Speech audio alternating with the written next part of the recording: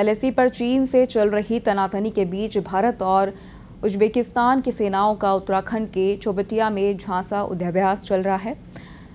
डस्टलिंग exercise में भारतीय सेना की तरफ से बहादुर पल्टन 13 कुमाऊं हिस्सा ले रहे हैं। युद्धाभ्यास में दोनों देशों के 45 सैनिक हिस्सा ले रहे हैं।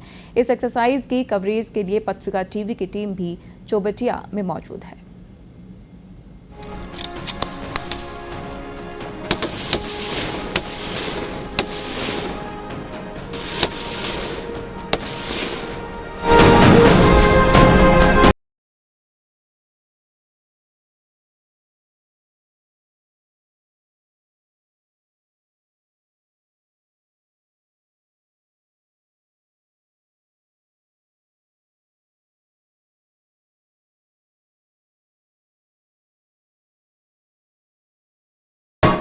उत्तराखंड के रानीखेत में दसाली की एक्सरसाइज चल रही है। भारत उज्बेकिस्तान के बीच यह एक्सरसाइज 10 से 19 तारीख तक चलेगी।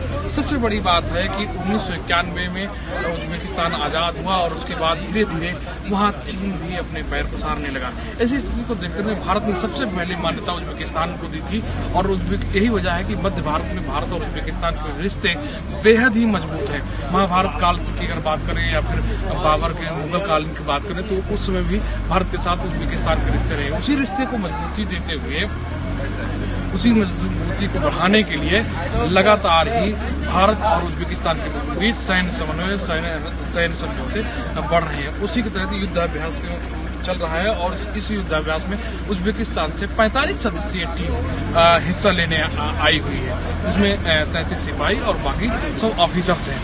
बड़ी बात यह है कि चीन के साथ चीन जो लगातार हस्तक्षेप करने की कोशिश कर रहा है, उस तरह की स्थिति से निपटने के लिए भारत का मध्य भारत में दबदबा इंटरवेंशन की बहुत जरूरत है और वो जरूरत इन सैन्य समझौते के तहत या सैन्य कूटनीति के तहत पूरी की जा रही है।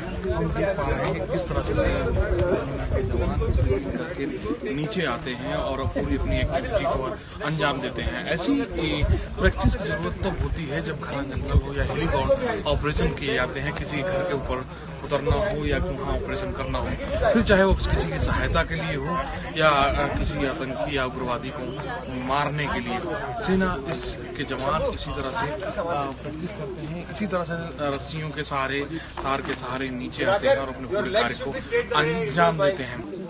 जम्मू कश्मीर का मसला हो या फिर असम का इंसर्जेंसी एरिया, आपने बहुत सामान्य शब्द सुना होगा कासो, यानी कॉर्डन एंड सर्च ऑपरेशन। किस तरह से किया जाता है और किस तरह से आतंकियों को न्यूट्रलाइज किया जाता है, ये पूरा सिस्टम पूरा तरीका है दिखाया। हम उत्तराखंड के गाँव में है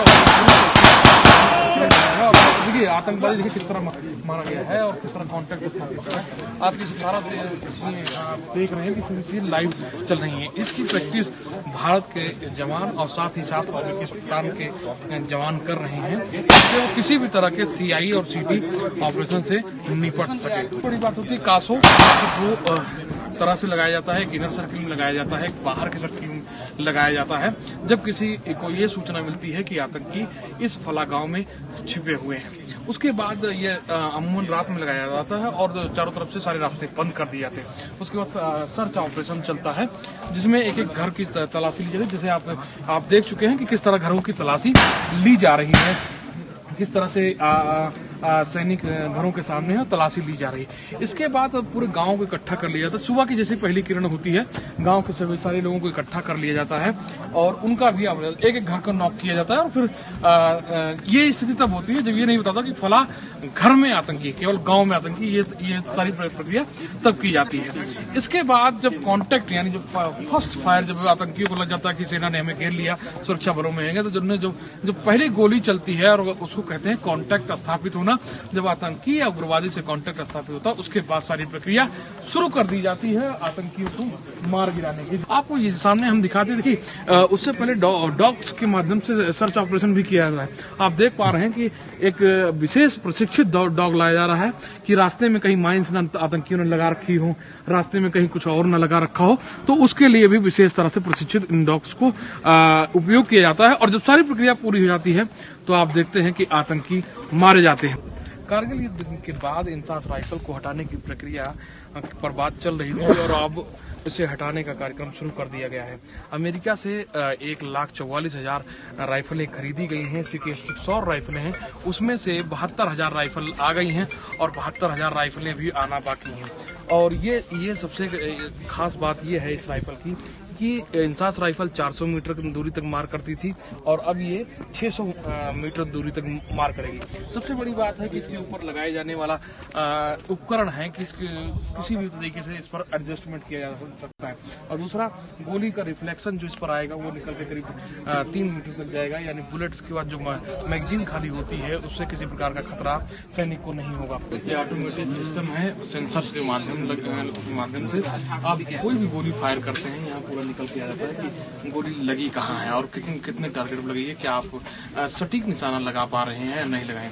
इसे भारतीय कंपनी जेनटेक ने तैयार किया है और आप अगर आपको याद हो तो डिफेंस एक्सपो में प्रधानमंत्री नरेंद्र मोदी ने इसी सिस्टम पर फायरिंग की थी लखनऊ में।